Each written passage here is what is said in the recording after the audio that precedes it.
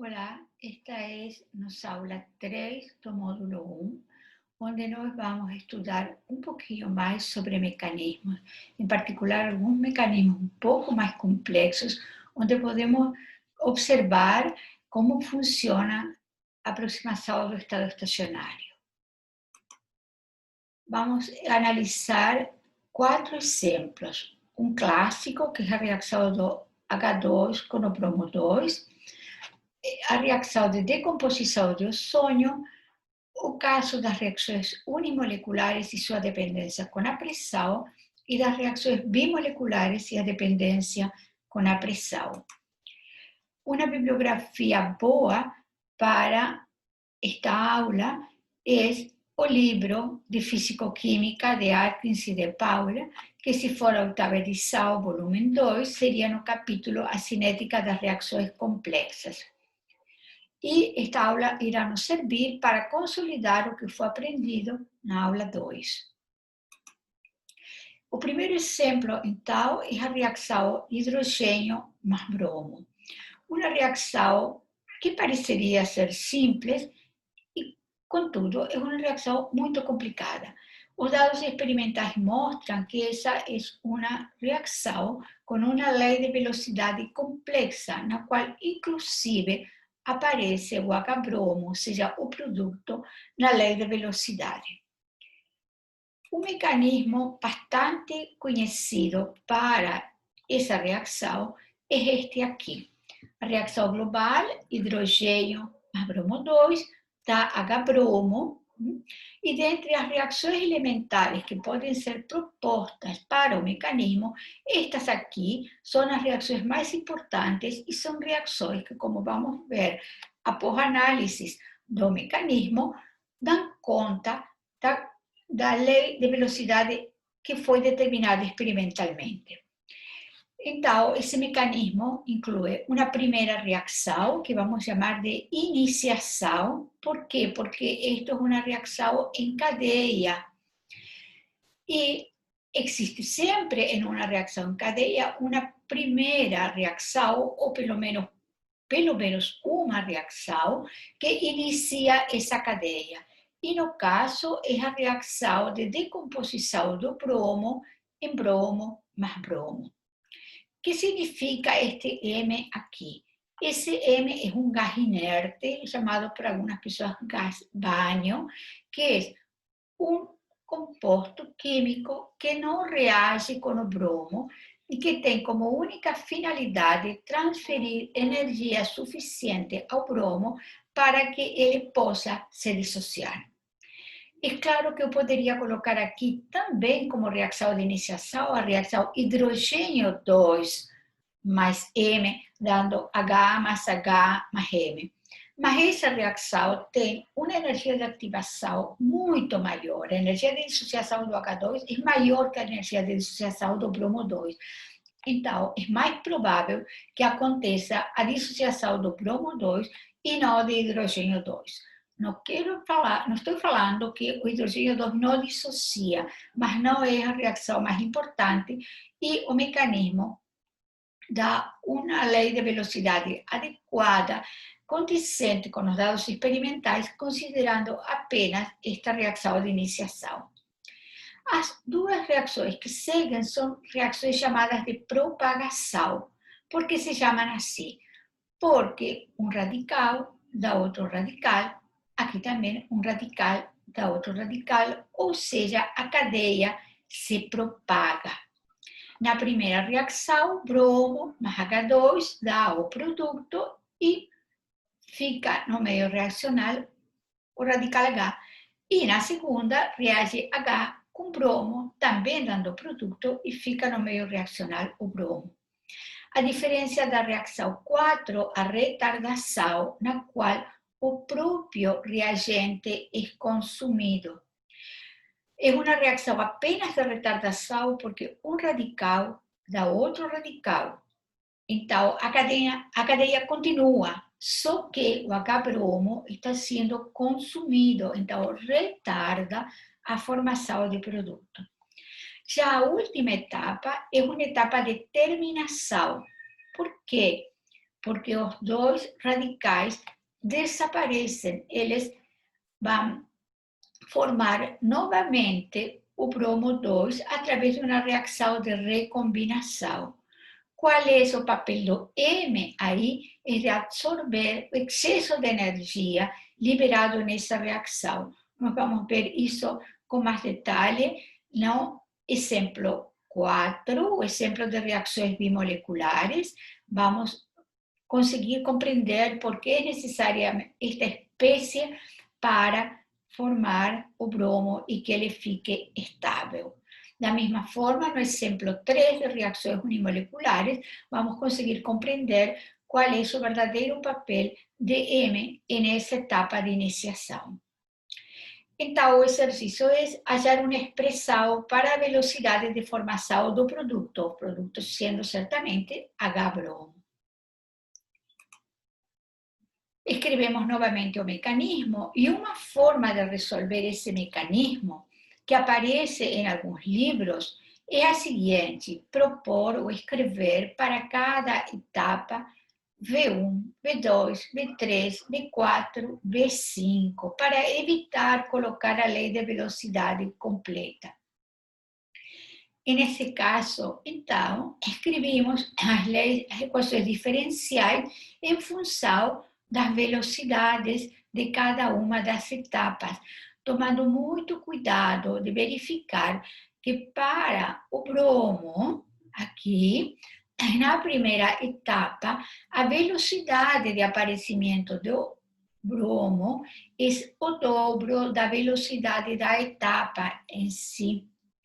E na etapa 5, a velocidade na qual o bromo desaparece também é o dobro da velocidade da etapa, e por isso aparece este número 2 aqui e este número 2 aqui. Posteriormente, vamos propor estado estacionário para os intermediários, hidrogênio e bromo. Em geral, sempre radicais estão no estado estacionário, porque eles estão em concentrações baixas, porque reagem rapidamente uma vez que são formados. Então, teremos a equação diferencial para o bromo, que pode ser igualada a zero, e para o hidrogênio, que pode ser igualada a zero, observando que temos alguns termos repetidos na primeira e na segunda equação. Então, considerando isso, os termos que temos repetidos, por exemplo, somando ambas equações que são iguais a zero, nós vamos chegar a esto siendo igual a esto, que es lo que está escrito aquí, cortando o que es igual, podemos llegar a una expresión que nos permite encontrar una expresión para bromo, como está mostrado aquí. O bromo ao quadrado é K1 dividido K5 vezes o bromo 2. Essa expressão nós vamos poder substituir na expressão para o hidrogênio. Então, vamos substituir aqui bromo pela raiz desta equação aqui. Fazendo essa substituição, igualando a zero, nós obtemos uma expressão para o hidrogênio, que é essa, e que poderá ser substituída na expressão para a velocidade do H-bromo e reordenar. Há uma forma um pouco mais clássica de resolver esse mecanismo, que é provavelmente a que vocês vão achar mais confortável e que está mostrada no livro de Atkins e de Paula, e que é igual a que nós usamos na aula 2. Novamente, escrevendo as reações e seguindo a nomenclatura do Atkins, por se vocês querem comparar esta aula com o resultado do livro, eu coloquei cada iniciação, cada propagação, cada linha de propagação, cada retardação, cada terminação, apenas para respeitar a nomenclatura do livro. A expressão para a velocidade é essa formação de produto H-bromo, certo? Então, será nesta etapa, a primeira etapa de propagação, o coeficiente vezes bromo vezes hidrogênio 2. Mas a próxima etapa na qual se forma H-bromo, que é K' P, que é esta aqui, vezes H, vezes bromo 2. E o H-bromo desaparece nesta reação, na etapa de retardação, então é menos K de retardação, hidrogênio, H-bromo. Escrevemos também as equações diferenciais para o hidrogênio e o bromo, os radicais. Estes pontinhos indicam radicais, vocês podem colocar para escrever corretamente. Eles devem ser colocados. Frequentemente, quando vocês fazem exercícios no caderno, não colocam apenas por um assunto de praticidade. E lembrando novamente o que foi falado a respeito do número 2 aqui e aqui para o bromo nesta reação e nesta reação. Fazendo novamente a soma destas duas reações, a soma de isto mais isto dá zero, ou em outras palavras, isto aqui é igual a isto aqui, é possível cortar os termos que são iguais e obter a expressão para o bromo e para o hidrogênio.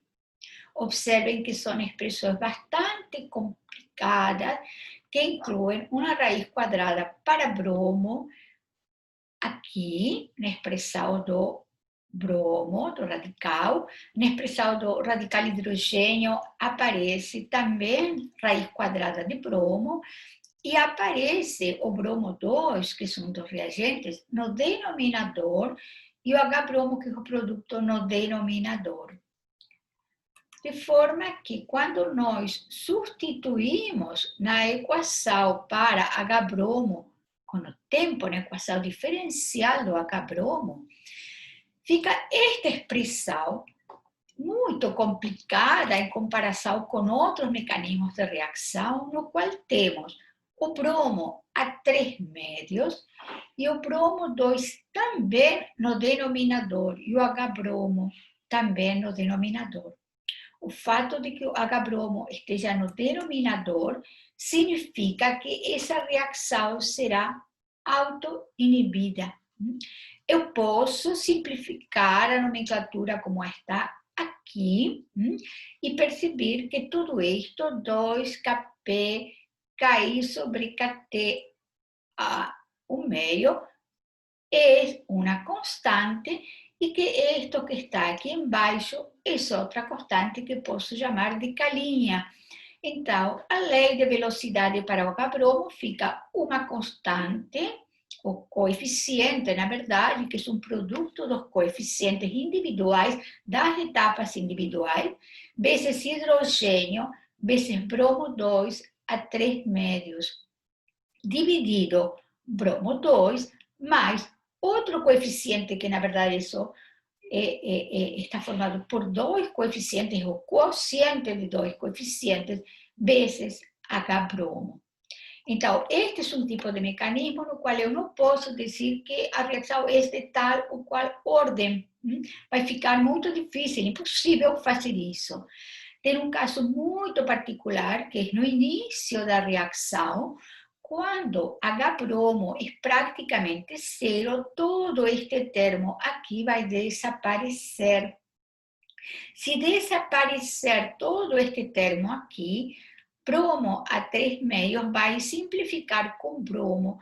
E logo, então, no início da reação, eu verei que eu tenho um coeficiente e que a reação é de primeira ordem respeito de hidrogênio e de ordem 1/2 respeito de bromo 2, porque cancelou o 3 meios com 1. Mas isso será somente no início da reação.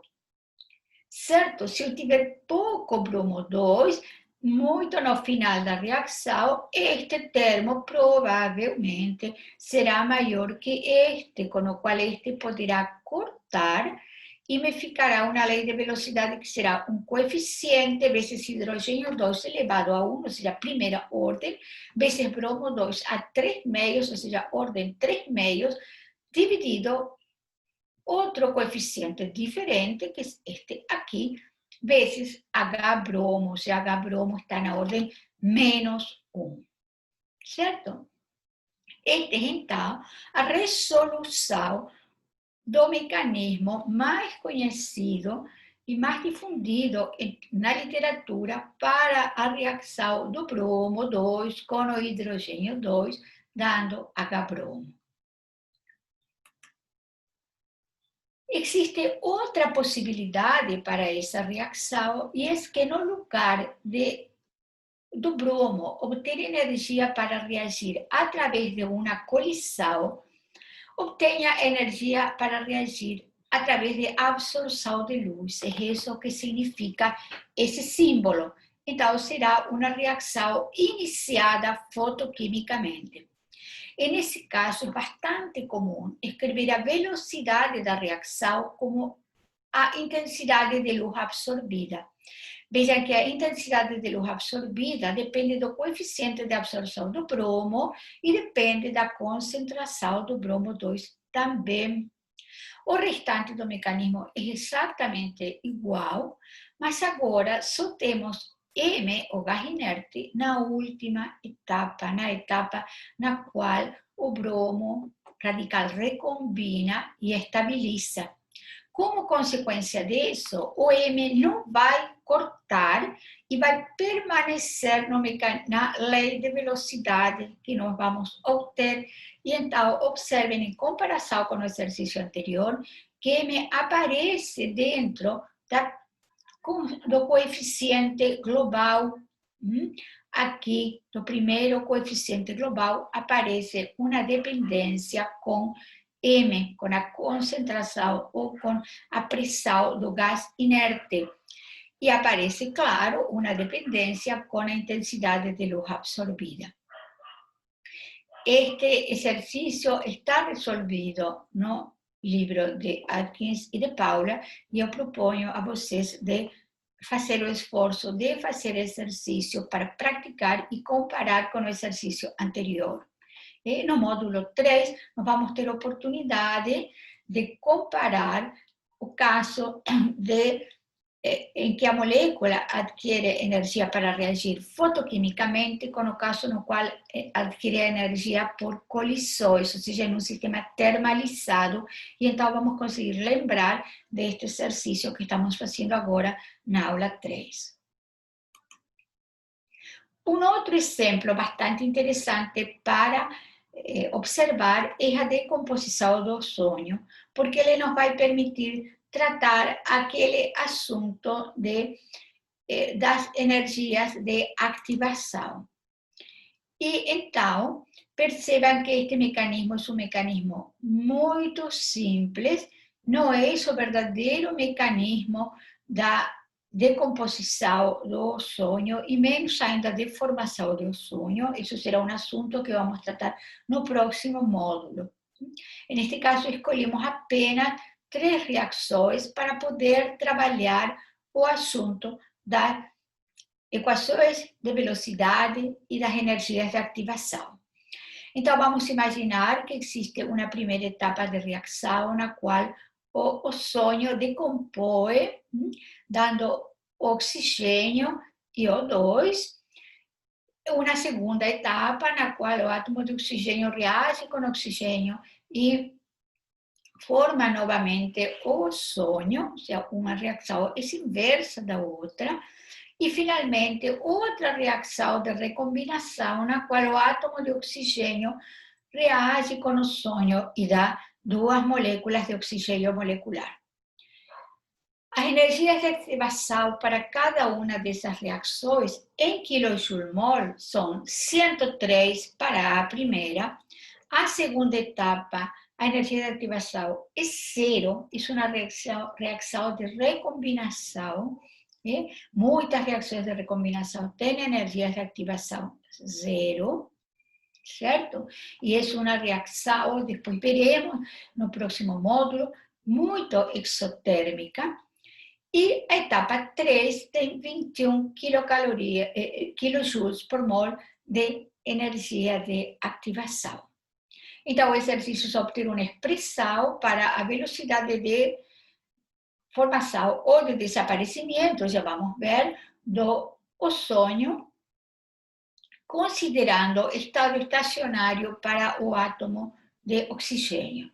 E levando em consideração que a expressão final só pode ter os coeficientes de velocidade K1, K2, K3 e as concentrações das espécies estáveis, ou seja, O2 e O3. Escrevemos novamente o mecanismo e escrevemos a equação diferencial para o ozônio e para o átomo de oxigênio. Não há necessidade de escrever para o oxigênio, porque a que nós precisamos é esta aqui, certo? Onde nós precisaremos verificar que o átomo de oxigênio é uma espécie instável que estará em baixa concentração e estará em estado estacionário. Então, escrevemos a equação de velocidade para o átomo de oxigênio e vamos propor estado estacionário para ele. Ou seja, vamos igualar esta equação aqui a zero, o qual nos vai permitir obter uma expressão para o átomo de oxigênio, que fica em função de K1 e a concentração de ozônio dividido K2 vezes a concentração de oxigênio mais K3, a concentração de ozônio. Então, vamos ter que ordenar a expressão para ozônio, exprimindo o átomo de oxigênio, para poder fazer a substituição da expressão do átomo de oxigênio que está aqui. Vamos ordenar e substituir. Aqui temos a expressão. E então, vamos tentar reorganizar essa equação, certo? Aqui está um pouquinho reorganizada e aqui está feita a substituição. Aqui onde diz átomo de oxigênio, por esta expressão aqui, que foi transferida aqui apenas para esclarecer em vermelho. Essa equação, a princípio, já seria a resposta, porque ela já está em função dos coeficientes de velocidade, K1, K2, K3, e das espécies ozônio e oxigênio. Vejam que todas são espécies estáveis. Só que é uma expressão de velocidade muito inconveniente, porque está muito confusa. Sempre que a expressão de velocidade fica assim, de uma forma que não é agradável para a compreensão, a gente tenta fazer o possível para reorganizar essa expressão de forma que fique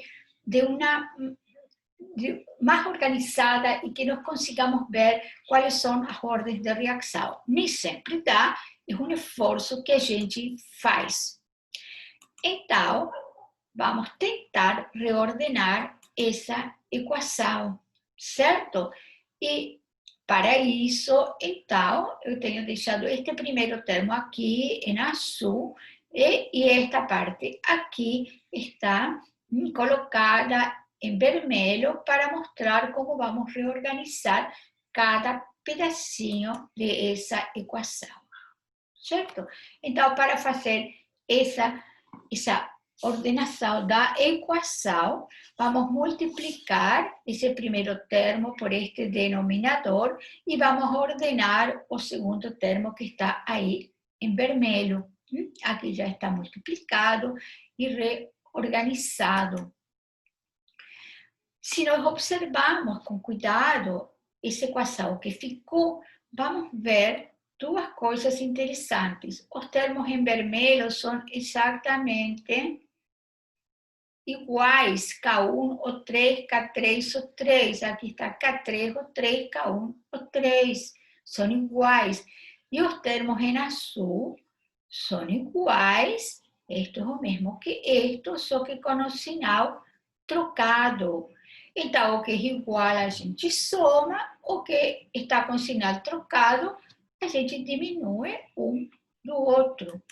E isso, então, faz com que a equação fique muito mais simples. Eu marquei aqui o 2 para que vocês percebam que os termos em vermelho, este e este, foram somados, certo?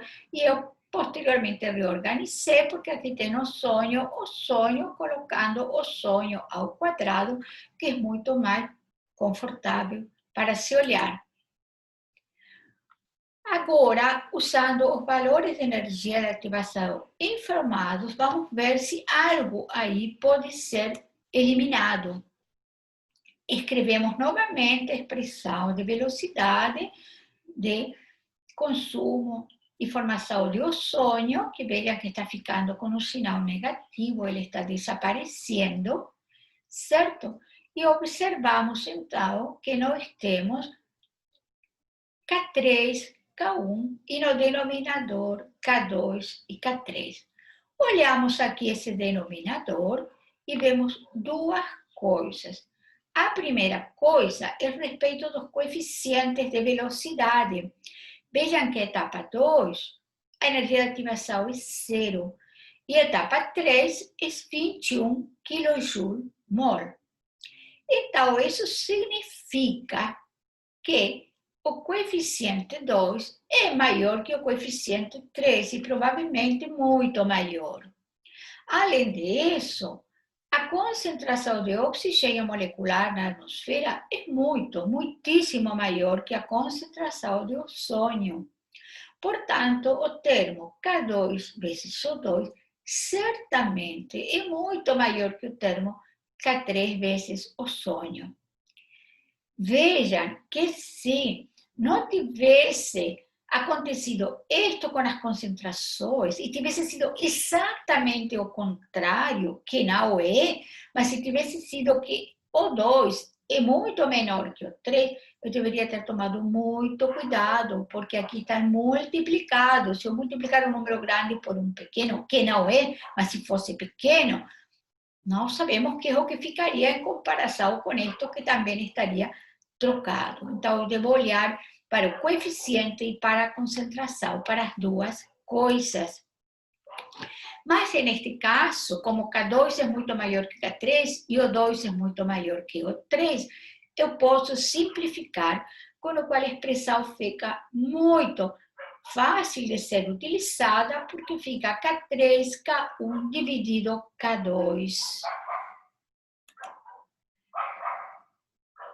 Então, a expressão final fica um coeficiente de velocidade, que é 2K3, K1 dividido K2, e a parte que inclui os compostos estáveis, ozônio ao quadrado e o 2 elevado à primeira potência. Então, isto é ozônio ao quadrado de segunda ordem respeito de ozônio. E vejam que o 2 está no denominador elevado a 1, então ordem menos 1. Podemos, então, calcular a energia de ativação para a reação global, sendo a constante aparente K3K1 dividido K2 ou 2K3K1 dividido K2 não fará diferença para o cálculo da energia de ativação. Por quê? Porque, lembrando a aula 1, a energia de ativação aparente será E3 mais E1 menos E2. Substituindo os números, vemos que tem uma energia de ativação muito alta, que é 124 kJ/mol. Além disso, como já falamos, essa reação é de segunda ordem respeito de ozônio. Vamos ver agora o exemplo 3. Reações unimoleculares e sua dependência com a pressão. Uma reação unimolecular típica é essa reação de isomerização de trans para cis. Antes de observar o mecanismo, vamos a olhar a reação. Esta é uma figura mais ou menos qualitativa de como muda a energia à medida que a reação avança, e aqui está desenhado o composto trans e o composto cis. Vejam que passa por um máximo, que mais para frente, no módulo 3, veremos que é o estado de transição. Então, para generalizar, teremos o reagente A e o produto. Poderia ser uma decomposição no lugar de uma isomerização, e seria exatamente o mesmo raciocínio. Poderia ser também uma dissociação e faríamos o mesmo raciocínio, ou seja, temos reagente e temos um produto ou mais de um produto. E temos uma barreira de energia, indicada aqui, que é tudo isto, para o reagente passar para produtos. Então, como o reagente consegue superar essa barreira de energia? Em um sistema termalizado, vai conseguir superar essa barreira por colisões. O reagente vai colidir com outras moléculas que estão no meio reacional e vai se transformar no que nós aqui vamos chamar de A estrela. A estrela é um reagente, o mesmo reagente aqui, é o mesmo, exatamente a mesma molécula. Qual a diferença entre A e a estrela? A diferença é que A não tem energia suficiente para reagir e a estrela tem energia suficiente para reagir.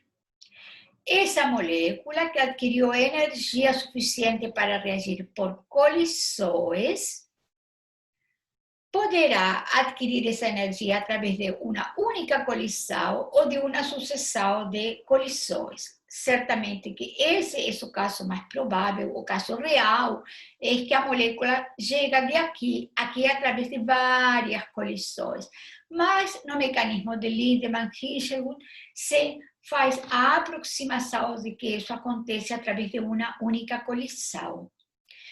Essa molécula energizada poderá colidir de novo e passar essa energia para o gás inerte e então transformar de novo em um reagente A que não consiga reagir porque não tem energia suficiente, ou poderá dar o produto de reação.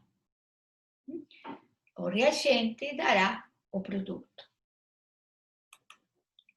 Então, vamos colocar o mecanismo em letrinhas.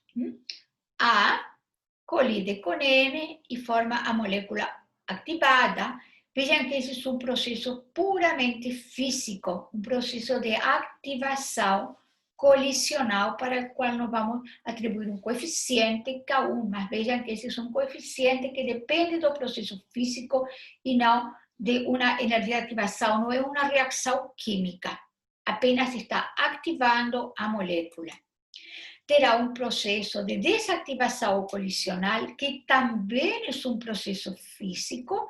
Vocês podem chamar a esse coeficiente de K2, ou como é bastante comum na literatura, K-1, para indicar exatamente que um é o inverso do outro. Este é o processo de ativação e este é o processo de desativação. E teremos o processo químico, no qual A dá os produtos através de uma reação unimolecular, como já falamos, de decomposição, isomerização ou dissociação, que tem um coeficiente 2, que depende da energia de ativação da reação. Faremos, neste caso, a suposição de colisões fortes que vai indicar que será suficiente uma única colisão para ativar ou desativar a molécula. Como eu falei no início, este processo está bastante bem descrito no livro de Atkins e de Paula, vocês podem consultar o livro, e nela está ilustrada a molécula energizada que se forma a partir da molécula que não tem energia suficiente para reagir, sendo que essa molécula A pode se energizar, ativar, dando a estrela, e vice-versa, através de uma colisão que pode ser com o próprio A, com outra molécula A, ou com outro gás, qualquer um, inerte que estiver no meio. E essa molécula energizada pode dar produtos, um ou dois produtos, dependendo de que ela seja uma isomerização ou uma decomposição, ou poderá também colidir com A ou com outro gás inerte e voltar para o estado inicial. Para, então, resolver esse mecanismo, vamos fazer duas coisas. Em primeiro lugar, propor estado estacionário para a molécula ativada. Por quê?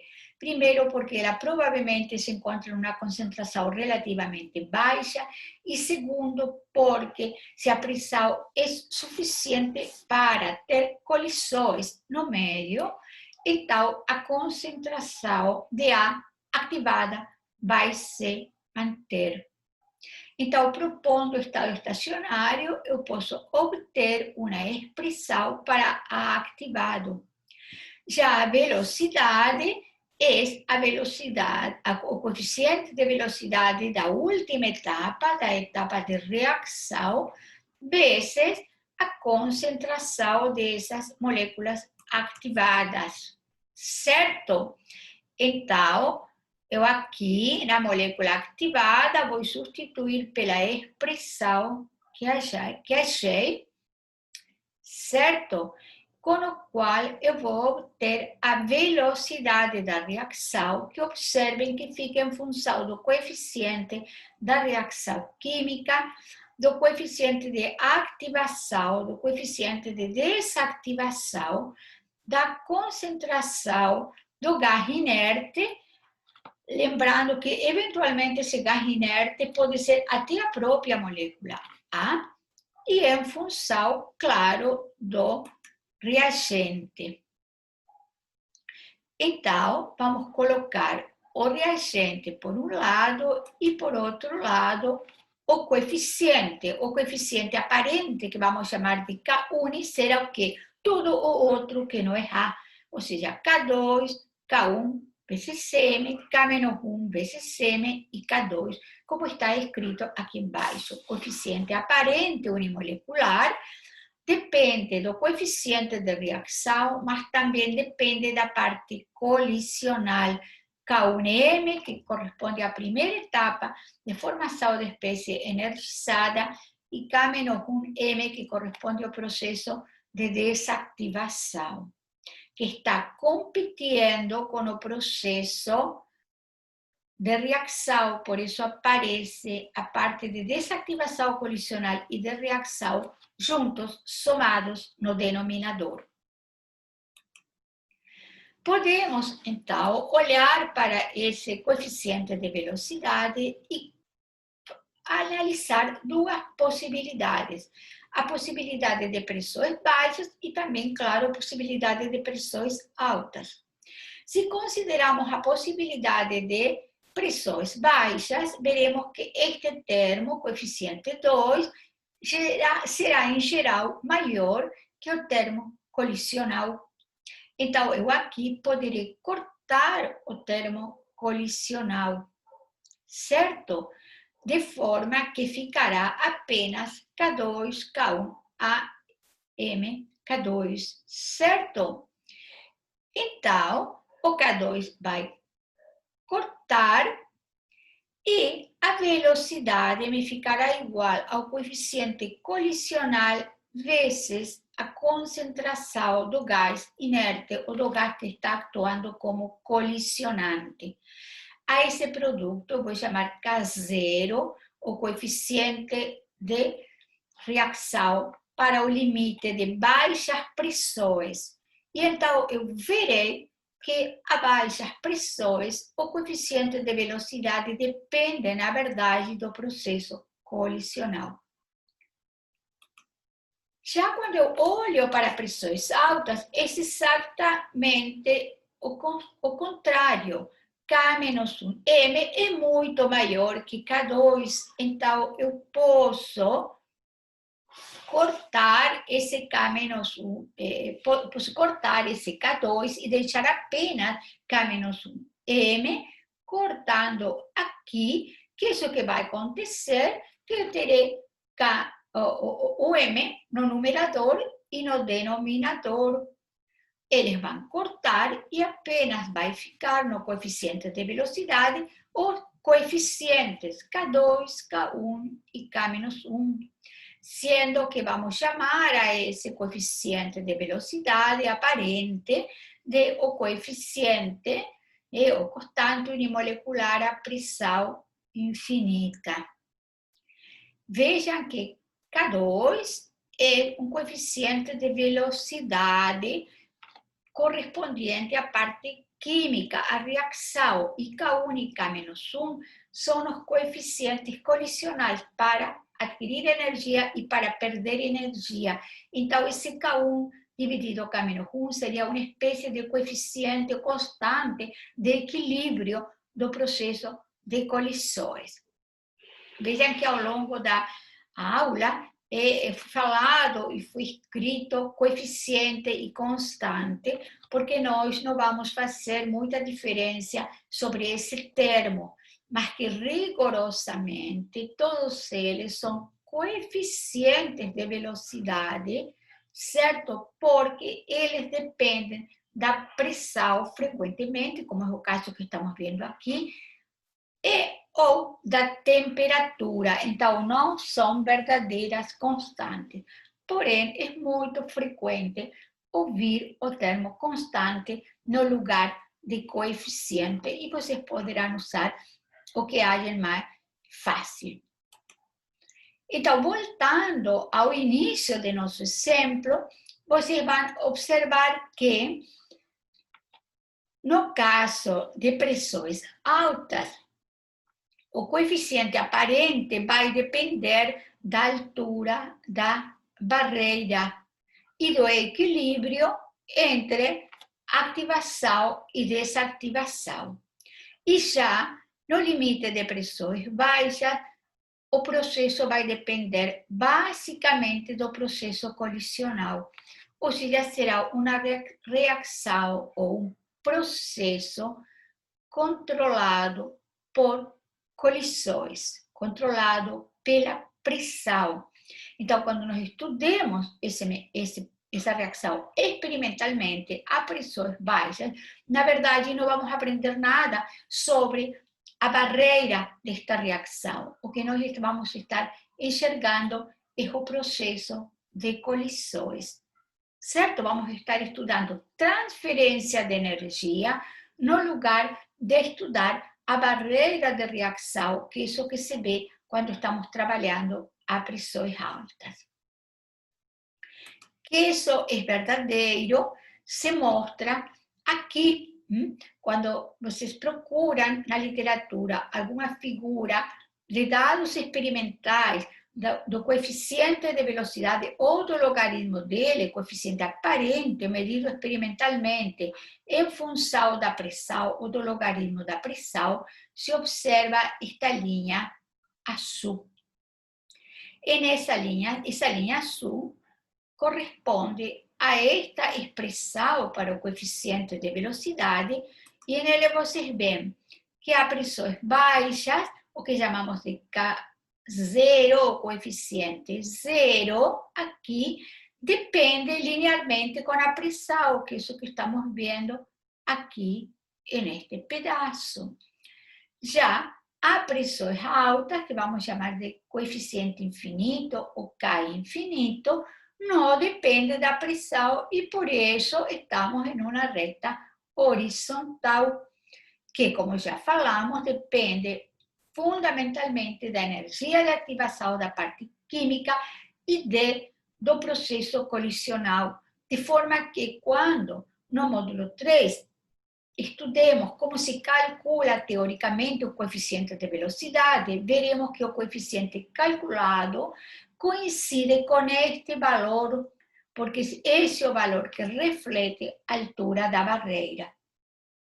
E, finalmente, esta parte aqui de decaimento é chamada na literatura de região de Fallot. Então, é frequente quando vocês fazem um trabalho que seja perguntado a vocês estavam trabalhando na região de pressões baixas, na região de pressões altas ou na região de fall-off. A pior região, claro, para trabalhar é esta, que é uma curva, não depende diretamente da pressão e também não atingimos ainda o valor constante. Bom, finalmente, para encerrar o trabalho de hoje, vamos ver o quarto exemplo, que são reações bimoleculares, onde também veremos a dependência com a pressão. Novamente, vamos fazer um desenho do sistema bem simples, indicando aqui os reagentes A mais B, por ser uma reação bimolecular, e o produto C. Veremos que quando A mais B reagem, o produto C, na verdade, não se forma no estado fundamental. Ele se forma com um grande excesso de energia. A reação é exotérmica. Vemos, então, que esse produto C, que se formou com um excesso de energia e que vamos indicar igual que no caso de unimoleculares, como C estrela, pode voltar para trás e formar novamente os reagentes através de uma reação de decomposição. Ou pode estabilizar por colisões em um processo de desativação. Então, vamos colocar isso em equações. A mais B dá C, estrela, uma espécie química energizada através de um processo químico onde a espécie formada fica com um excesso de energia e o coeficiente desse processo é K1. Essa espécie C pode colidir com alguém, por exemplo, com um gás inerte presente no meio, e desativar colisionalmente. Esse é um processo físico que depende do coeficiente colisional e da pressão do gás inerte. E ele pode decompor novamente, dando reagentes, e através de um processo químico também, de uma reação de decomposição. De novo, vamos fazer a suposição de colisões fortes para simplificar, pensando que isto acontece em uma etapa só. Se não pudéssemos fazer a aproximação de colisões fortes, tanto neste exemplo como no exemplo anterior, deveríamos dividir este processo colisional em muitíssimas etapas, K21, K22, K23, etc. Complicaria bastante a resolução do exercício, mas a conclusão seria exatamente a mesma. Escrevemos o mecanismo, escrevemos a velocidade de formação de C como K2, C energizado ou ativado, vezes M, e vamos propor estado estacionário para a espécie energizada, como vocês já sabem fazer, do qual vamos conseguir obter uma expressão para C com excesso de energia, que está aqui. E vejam que ela depende do primeiro coeficiente vezes a concentração dos dois reagentes A e B, e no denominador aparecem as duas etapas competitivas de desaparecimento de C estrela, a etapa colisional, K2M, e a etapa de reação, K3. Esta resolução é bem mais simples que as anteriores, simplesmente substituindo C aqui, fica esta expressão, onde aqui K1, A, B dividido K2M, K3, é exatamente a expressão de C. E reorganizando, então temos um coeficiente de velocidade da reação bimolecular vezes o reagente A e B, ou seja, de primeira ordem respeito de A, de primeira ordem respeito de B, de segunda ordem global. Porém, o coeficiente de velocidade fica dependente das pressões, tanto no numerador como no denominador. Novamente, então, podemos separar a parte que corresponde apenas ao coeficiente K1, K2M dividido K2M mais K3 e, de novo, podemos analisar pressão alta e pressão baixa. Se a pressão for alta, novamente, olhamos o mesmo aqui no denominador, K2M muito maior que K3, com o qual eu posso cortar K3, certo? Com o qual M vai cortar com M, K2 vai cortar com K2, como está mostrado aqui, e o coeficiente bimolecular será apenas K1. Ou seja, em pressões altas, o coeficiente de velocidade depende da primeira etapa de reação, que será a etapa determinante desse processo. A pressões baixas, exatamente o contrário. K2M será muito menor que K3, com o qual, então, aqui poderei cortar apenas K2M do denominador, não poderei cortar do numerador, e então no coeficiente bimolecular irá aparecer K1, que é o coeficiente de velocidade para a reação direita, K3, que é o coeficiente de reação para a reação de volta, ou seja, K1 dividido K3 é como uma espécie de constante de equilíbrio, e K2M, que dá conta da velocidade do processo colisional. Ou seja, de novo, a pressões baixas, o coeficiente de velocidade aparente bimolecular depende da pressão, igual que aconteceu nas reações unimoleculares. E a pressões altas não tem dependência com a pressão. Voltando aqui na figura, então temos um resumo para a reação bimolecular, a pressões altas, o que vai determinar a velocidade da reação, o que vai ser a etapa determinante do processo, é a etapa K1, ou seja, passar de A mais B para C. Quando eu medir esse coeficiente experimentalmente, o que eu vou ver é a barreira aqui desse processo.